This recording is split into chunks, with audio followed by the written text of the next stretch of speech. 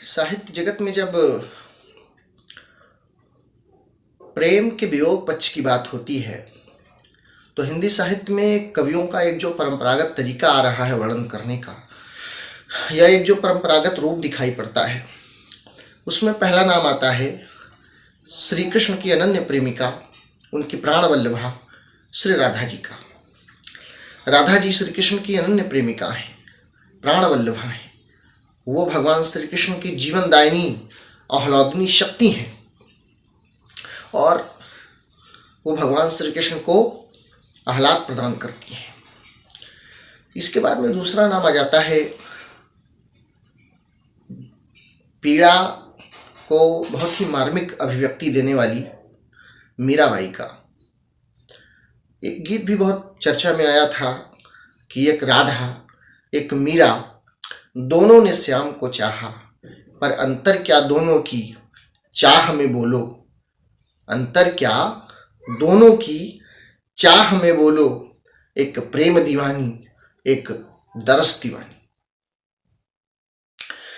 राधा जी प्रेम की दीवानी है, वो भगवान के आलिंगन पास की दीवानी है, वो उनके चरणों में बैठने की दीवानी है।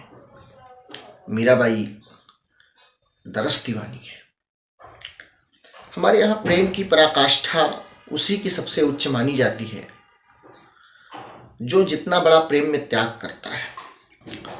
त्याग का नाम प्रेम है प्रिय, प्राप्ति प्रीति का अर्थ नहीं, व्यर्थ नहीं त्यागी का जीवन, क्षण उसका कुछ व्यर्थ नहीं।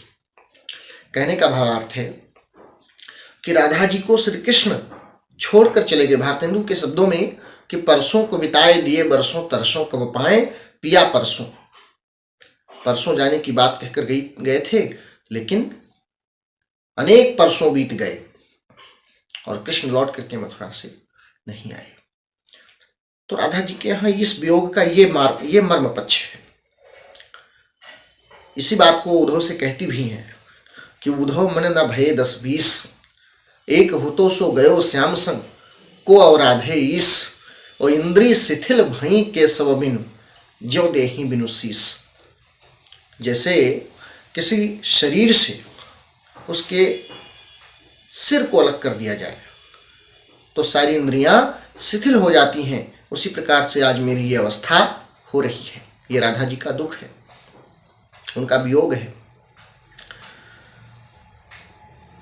हमारे हरिहारिल की लकड़ी, वो हारिल के हरियल पक्षी के लकड़ी, उसके पंजों में पकड़ी हुई लकड़ी की भांति अपने कृष्ण को समझती हैं।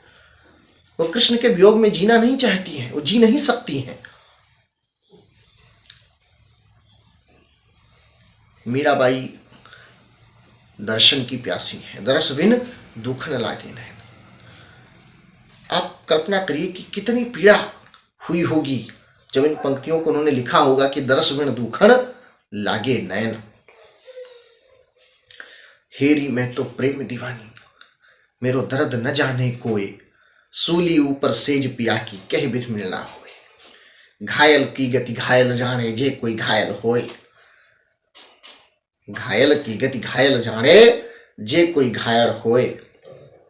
मायरी मैं तो लियो गोविंदो मोल, कोई कहे चुपके कोई कहे मुंह के, और लियो रे तराजू ताल। मायरी मैं तो लियो गोविंदो मोल। तो हमारे यहाँ इन दो प्रेमिकाओं की बात होती है, एक प्रेम की दीवानी एक दर्श की दीवानी। मैं फिर ये बात कहता हूँ कि प्रेम में जो त्याग की भावना से जीता है या जिसने त्याग को सहा है, त्याग का बलिदान किया है, उसकी उतनी ही उच्च पराकाष्ठा है। तो बात राधा जी की हुई, बात मीराबाई की हुई। कहीं ना कहीं मीराबाई जी दर्शन ही नहीं उनको मिल पाया तब उन्होंने लिखा। यद्यपि अंत तक एक जनश्रुति के अनुसार वो श्री कृष्ण की मूर्ति में विलीन हो गई, लेकिन जिस क्षण उनको दर्शन नहीं मिल पा रहा था उस क्षण उन्होंने बड़े मर्म को प्रकट करते हुए लिखा कि दर्श विण दुख न लागे नैन। कितनी पीड़ा है इन पंक्तियों में। लेकिन बात जब महादेवी की आती है तो महादेवी जी से जब पूछा जाता है कि हे कवयत्री आपके अपने प्रियतम से मिलने की कौन सी योजनाओं पर कार्य चल रहा है? तो महादेवी जी कहती हैं कि मिलन का मत नाम लो मैं विरह में चिर हूं। मिलन का मत नाम लो मैं विरह में चिर हूं। महादेवी जी कहती हैं कि मैं ये मानती हूं कि जिसको प्रियतम मिल गया है उसके प्रेम की भी पराकाष्ठा उतनी उच्च नहीं है जो प्रिय के वियोग में जी रहा है। वो वियोग के पक्ष को संयोग के पक्ष से अधिक महत्व देती हैं। वो कहती हैं कि प्रियतम के वियोग में तड़पना भी उसका एक अलग दुखद आस्वाद है। इसलिए प्रेमी के वियोग में जो जितना तड़पे, वो कहती हैं कि अगर मेरा प्रेम सच्चा है, उनको इस बात पर विश्वास है महादेवी जी को कि अगर मेरा प्रेम सच्चा है तो कोई जरूरत नहीं है कि मैं ही दौड़ती चली जाऊं उसके पास। वो आएगा, उसको भी आना होगा, और इसलिए वो दीपक जला के रखती हैं। मधुर मधुर मेरे दीपक जल, युग युग प्रतिक्षण प्रतिदिन प्रतिपल प्रियतम का पथ आलोकित कर। मधुर मधुर मेरे दीपक। ऐसी बात नहीं है कि वो अपने प्रियतम से मिलने की इच्छा नहीं प्रकट करती। वो तो इतनी विकल हैं कि तोड़ दो ये क्षितिज मैं भी देख लूं उस ओर क्या है,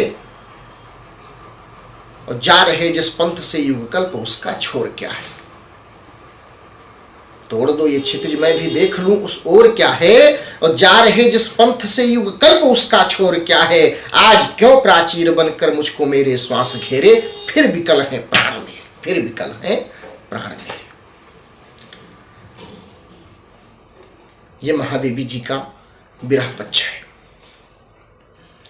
और इसीलिए अपने मन को बार बार वो सचेत करती हैं, जाग तुझको दूर जाना,